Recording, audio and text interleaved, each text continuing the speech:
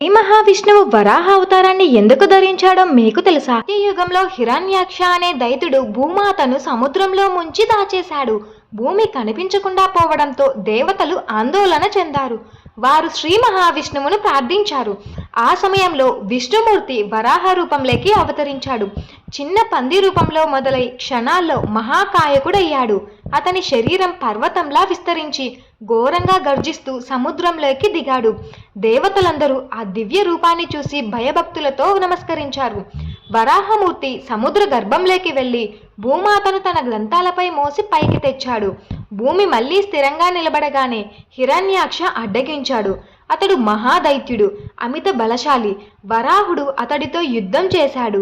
ఆ యుద్ధం వేల సంవత్సరాలు కొనసాగినట్లు పురాణాలు చెబుతున్నాయి.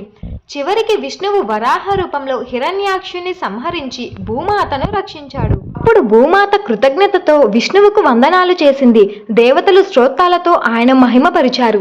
ఈ విధంగా వరాహ అవతారం ద్వారా భూమి తిరిగి తన స్థానంలో స్థిరపడింది.